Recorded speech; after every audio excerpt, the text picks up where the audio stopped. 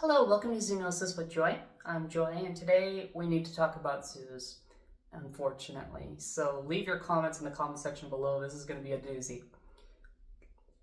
Last week, a Eurasian eagle owl by the name of Falco died in New York City.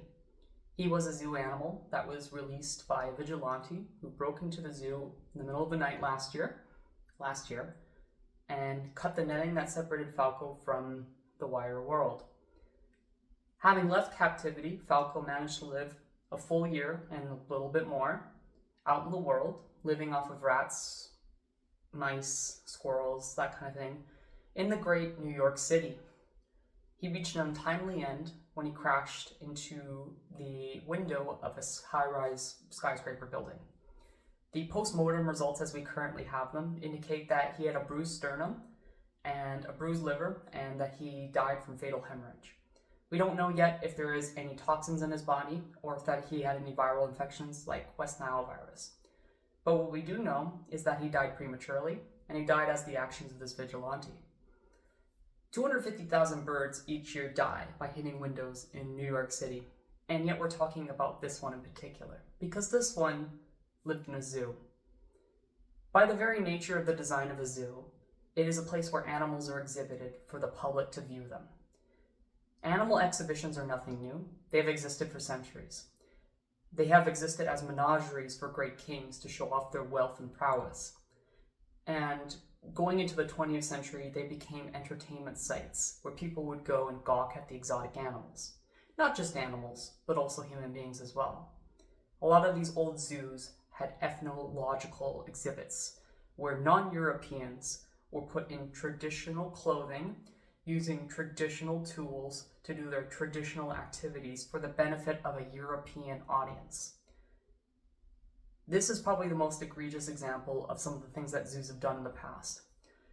Where did zoos get their animals in this time period in the early 20th century and before? Well, they would just capture them for the wild. I have a clip from a veterinarian who would go to Central Africa and tranquilize wild gorillas and then sell them to zoos in the United States. And he thought this was a good bit of fun. And this happened way back in the ancient time of the 1960s. So not that long ago. Zoos were explicitly about exhibiting exotic animals. But with the conservation movements of the 1960s and 1970s, they shed this old school mantle of pure exhibitionism to encompass conservation.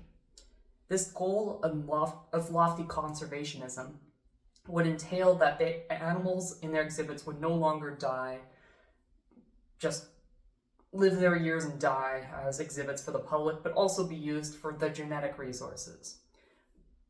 The thylacine, which is the Tasmanian tiger, was last seen in captivity, last confirmed sighting, I should say, was in captivity in 1936.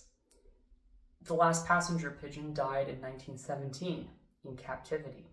Zoos have historically been the graveyards of endangered and threatened species. So what changed? Well, zoos started coordinating together to do what's called a species survival plan. The species survival plan is basically Tinder for animals. So wild animals would be paired up and having an ideal genetic match. They weren't closely related. They could breed them, perpetuate the genetics to the point that they would build up the population in captivity and hopefully one day re-release them into the wild. This has been achieved in one species at least, and several more, but I'm going to focus on one, and that is the Przewalski or Przewalski's wild horse. Przewalski's wild horses are the last true wild horses of the world. They are a close related subspecies to domestic horses. Due to habitat loss due to grazing and interbreeding with domestic horses, their numbers steeply declined throughout the 20th century to the point they were extinct in the wild by the 1960s. Due to this SSP, they managed to actually rescue the population and bring the species back from the brink of extinction to the point where they have been successfully, quote unquote, reintroduced into the wild. Success is a variable measure here. These horses are still closely monitored by human beings. And in some cases, in wintertime, they are provisioned by human beings by giving them hay and keeping them in pens during the winter so that if there's any major winter snowfalls, it won't wipe out the entire population. they haven't reintroduced them throughout their entire range because their entire range no longer exists. It's mostly, Mongolia, Inner Mongolia, Jiangnan, that kind of thing. And many of those places have been turned exclusively into livestock grazing pasture. And there's still vehicles that they can get, hit by cars and trucks, and that does kill some of these horses as well. And they are interbreeding with domestic horses. So the threats that threaten wildlife haven't gone away. We've just gotten better at breeding them in captivity and doing that kind of conservation work. So zoos have become kind of a stopgap measure in conservation because of the failures of governments to protect their wild areas and places where wildlife can still exist. And this is the case for Falco as well. I mean, he was put into New York City, which is the least wild habitat you could possibly think of. He managed to live a full year, and then good for him. It was, probably was a great year for him until he met his untimely end. But let's not kid ourselves. Cities are extremely unwild places. There are high-rise skyscraper buildings, traffic, rodenticide poisonings. These are owls. They eat rats and squirrels and mice, and people give them Brufudicam and, their vitamin D toxins like cholecalciferol, that kind of thing, that can kill an owl dead pretty quickly. And strychnine, I guess, too. But all that to be said, these aren't places that are great for wildlife. And most of the countryside isn't either. It's not just cities, right? Like if you release any old owl in any countryside, they probably fly for hours over fields of monoculture, over sprayed pesticide fields, and places where there's just not really much nature left anymore. We don't have many places for birds or horses or any other animals really. And wildlife has been increasingly secluded to zoos. So any talk of re-release is going to have to contend with that. And of course, I say re-release, and I do mean that with, veterinary involvement, with biologist involvement, and with government oversight, not by vigilantes going to the zoos and breaking animals out with no knowledge of how that animal will survive. I think that doing that, of course, is selfish. It's selfish to expect an animal to thrive in an unsafe world. You may say it's cruel to keep an animal in captivity, and I'd say it's cruel to cut an animal's life short simply because you can't stand to see them in captivity. We know that animals in captivity can live long, happy lives. Eurasian eagle owls have been reported to live 60 years in captivity. Now, you could say that maybe no animal belongs in captivity, that it's always better for them to live in the wild. And that's just not true, even under ideal circumstances. You're going to still have animals that are habituated to human beings. They are used to the smell, the sight, and the sound of human beings and will approach them for food and get themselves into dangerous situations like vehicular accidents or getting shot or attacking people.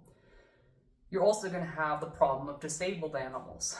We don't like to think about it, but many of the animals in zoos are disabled due to chronic injuries or amputations. Re-releasing these animals into the wild is not only cruel, but it's almost certainly a death sentence. And if you argue to me that a disabled animal deserves to be euthanized, I think you need to think about the ableism inherent in that statement, right? Animals with disabilities can live long, happy lives, provided they are cared for. And that is the main point here, right? Is that how do we make sure that animals are well taken care for?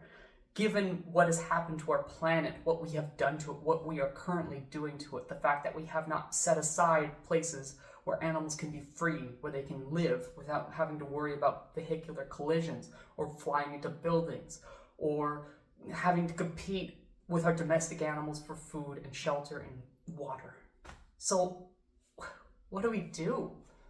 I mean, we can't release every single animal that's currently in captivity out into the wild because most of them would die. And not every animal that's in captivity is necessarily going to do well in captivity. And we know that from, documentaries like Blackfish. I mean, obviously not all of those whales did well. Elephants don't necessarily do well. I mean, great apes, there's a lot of debate around that. They don't necessarily do well in captivity either. There's a lot of debate around that too. But what we do know is that not all animals do well in captivity, but also a lot of animals aren't doing well out in nature either.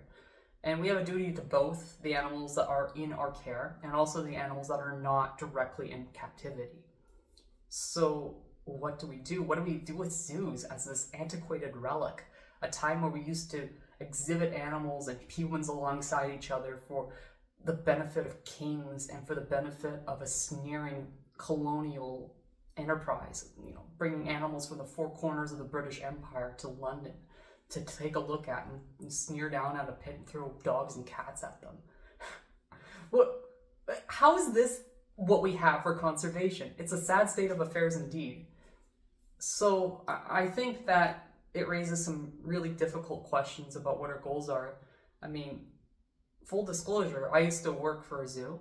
I have friends who work for zoos. I have friends who are veterinarians that work for zoos.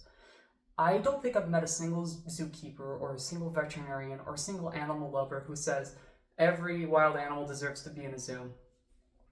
And that's the end of that, which, no. Pretty much everyone who works at a zoo would admit that they would love to see the animals running free, that they would love to see the animals taken care of, and that the government's protected areas for animals and tried to make the world a more friendly place for wildlife and for nature in general. We don't live in that world yet. I hope one day we will. I hope I live to see that. I'm not holding my breath, but I really hope that one day that's true. So, what do we think about Falco? What do we think about the Przewalski's horses? What do we think about the disabled animals that are living in captivity? What do we think about the animals that are, suffering in captivity? I mean, there's not one-size-fits-all solutions here.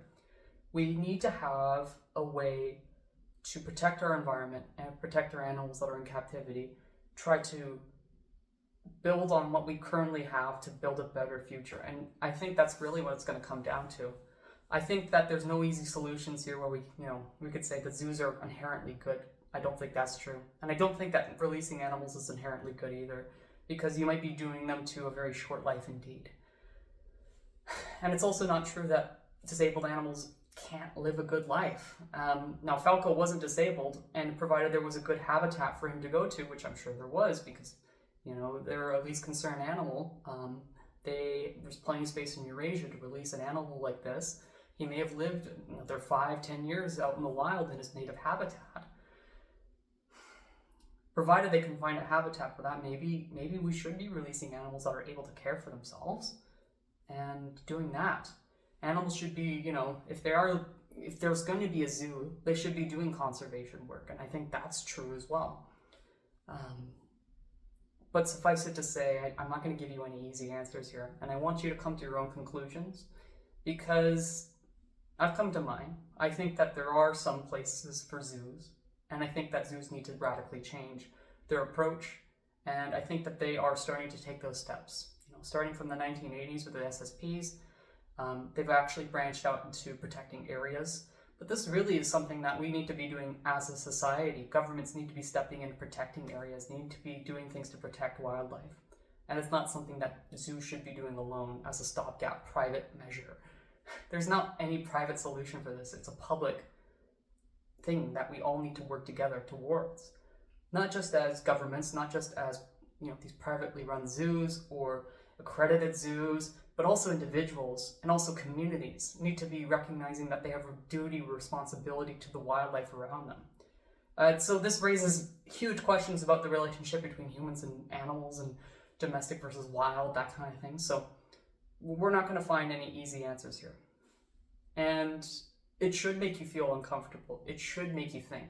If it's not making you feel uncomfortable, you're probably not thinking about it at all. You've probably already reached a conclusion. And I want you to stop and think about the uncomfortable things that you're neglecting to think about. So that's all I have for today. And I'm sorry I couldn't get you to a place where I presented a clear, concise opinion, because I don't have one yet. And I think that anyone who says they do is not giving you the full story. And I wanted to be honest because I think there are multiple sides to different arguments. I'm not always committed to my opinions on every single issue. So leave your comments in the comment section below, of course. Be nice to each other. Be nice to me. I have a very tender heart. I'm joking. I delete nasty comments all the time. But, because it's my channel and I'm the tyrant. So That's all I have for you today, and I'd love to hear at least some of your thoughts. Not all of you. Naughty. Anyway, take care. Peace.